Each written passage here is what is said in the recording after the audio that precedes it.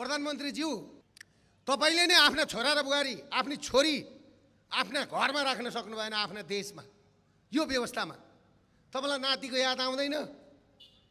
मलाई हिजो बेलुका नातिले जुत्ताले झटार भन्दाखेरि एक आलामा लाग्यो। नातिले जुत्ताले हान्यो, कुदेर आउँछ, मलाई लात्ताले हान्छ। नाति र हजुरबुवाको माया, कति माया हुन्छ, कति आनन्द लाग्छ।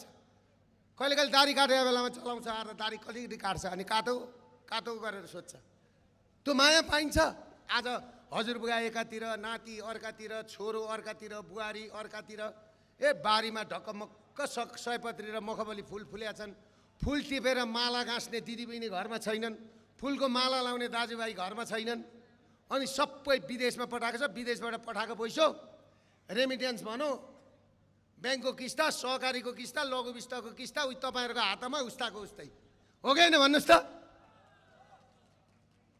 अनि तपाईँहरूले यसरी गाउँ रित्तो पारेर आज किन तपाईँहरूको, म भन्दैछु, इलामको चिया किन बिक्दैन?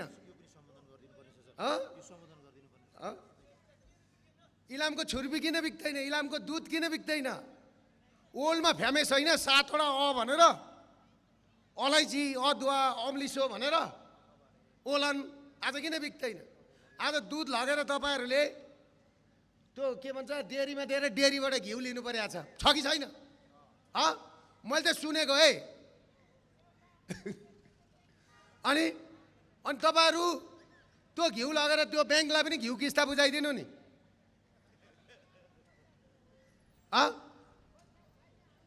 त्यसले गर्दाखेरि म एउटा कुरा के भन्छु भने, यहाँबाट जति तिमीहरूले लिलाम गर्ने लिलाम गर्यौ, लिलाम गरेर मात्रै धर पाउँदैनौ। अहिले अर्थमन्त्री र गभर्नरले पनि बोल्न थालेका छन् मेरो कुरा। मैले भनेको छ, यदि नेपाली जनतालाई भएका घर जग्गा जमिन कसैले पनि यहाँ सुकुम्बासी हुनलाई व्यापार गरेको होइन नि, व्यापार गरेको होइन, 2 पैसा कमाउने भनेर हामीले व्यापार गरेको। र ब्याङ्कवालाहरूले पनि कान खोलेर के बुझ्दा हुन्छ भने, अब धितो लिलाम गर्ने धृष्टता नगर्दा हुन्छ। भोलि तपाईँहरूले धितो लिलाम गर्नुभयो भने म जस्तो चाहिँ फेरि नि, म जस्तो जङ्गबहादुर चाहिँ नि प्रधानमन्त्री भयो भने ती पहिला जग्गा जसका छन् त्यसैका नाममा नयाँ धनी पूर्जा बनाएर दिन्छु। नयाँ धनी पूर्जा बनाएर, लाल पूर्जा बनाएर। मेरो बाबुको के जान्छ, मैले आदेश गर्दा हुने हो। मैले एक्जिक्युटिभ पावर एक्सर्साइज गर्न जानेको छ, मैले बुझेको छु। मैले त अस्ति भन्दै प्रधानमन्त्रीलाई, यो कुर्सी भनेको एक्जिक्युटिभ पावर एक्सर्साइज गर्ने कुर्सी हो, पावर एक्सर्साइज गरेर निकाल्नुहोस्।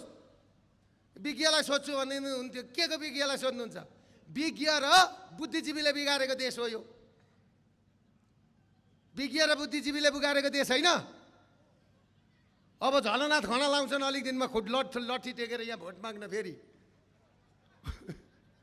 ओथारा बसेको कुखुरो खाएको अरे हो माथि। झलनाथ खनालले माथि पहिला लुक्दाखेरि त्यहाँ गएको थिएँ भाइ, माथि शान्तिनगरमा। एकजना दिदीले के भन्नुहुन्थ्यो भने, इरौटारमा होइन, ओथारा बसेको कुखुरो राति काटेर झलनाथ खनाललाई खुवाएको। हो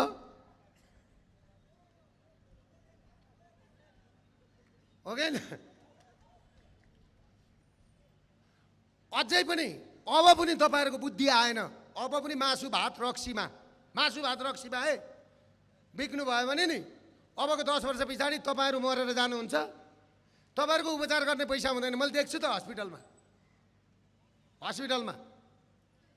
यहाँ मलाई भक्कु मुख छाडिरहेको हुन्छ क्या युट्युबमा। अनि उहाँ पुगेपछि चाहिँ दाजु गल्ती गरे, यति छुट गरिदिनु पर्यो नि भन्छ। त जानु नि पालनसँग माग्न, कुलमानसँग जानु, सुशीला कार्कीसँग जानु, सिंहदरबार आगो लगाउनेसँग। मलाई किन भन्नु भनिदिन्छु, एउटा एजेन्डा छ। आज तपाईँहरूलाई म भनौँ, 2 करोड 90 लाख जनसङ्ख्या भएको देश, 2 करोड 90 लाख जनसङ्ख्या भएको देश, 1 करोड 60 लाख मान्छे विदेशमा छन्, 70 लाख मान्छे सुकुम्बासी भएछन्। 70 लाख, बुझ्नुभयो? पैसा जति कोसँग छ भन्दाखेरि जम्मा 100 जनासँग छ। 16 परिवार माडवाडी, 10 जना नेपाली व्यापारी दलाल छन्, बिचौलिया। यी ब्याङ्क सञ्चालकहरू हो। दाइले हेर्नुभयो माथि ब्याङ्कतिर, मेरो केही बिग्रिँदैन। यिनीहरूका ब्याङ्कका मालिकलाई कठलामा समातेर घिसार्ने ताकत छ मसँग। कुरा भन्नुभयो। त्यसले गर्दा तपाईँ नडराउनुहोस्। मैले केपी ओलीलाई मौका मिल्यो भने कठलामा समातेर घिसार्न सक्छु, भेटेँ भने। मलाई त्योसँग मलाई मतलब छैन, परवाह छैन। नेपाली जनतालाई